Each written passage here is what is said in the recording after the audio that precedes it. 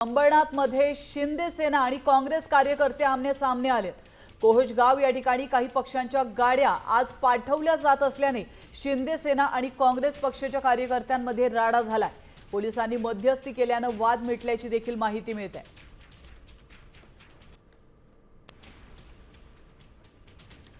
तर आपण पाहू शकतो अंबरनाथमध्ये राडा झालेला आहे। शिंदे सेना काँग्रेस कार्यकर्ते आमने सामने आल्याचं पाहायला मिळत आहे। तर आज अंबरनाथमध्ये मतदान होत आहे। कोहजगाव या ठिकाणी काही पक्षांच्या गाड्या आज पाठवल्या जात असल्याने शिंदे सेना आणि काँग्रेस पक्षाच्या कार्यकर्त्यांमध्ये राडा झालेला आहे आणि पोलिसांनी मध्यस्थी केल्याची देखील माहिती मिळते। पोलिसांनी वातावरण नियंत्रणात आणण्याचा प्रयत्न केलेला आहे आणि त्यानंतर हा वाद मिटल्याची देखील माहिती मिळते। तर आपण पाहतोय शिंदे सेना आणि काँग्रेस यांच्यामध्ये बाचाबाची झालेली आहे। याविषयी अधिक माहिती देण्यासाठी आपले प्रतिनिधी मयुरेश कडव आपल्यासोबत फोन लाईनवरून जोडले गेलेत। मयुरेश, अंबरनाथमध्ये शिंदे सेना आणि काँग्रेस कार्यकर्ते भिडलेत, नेमकं काय घडलंय?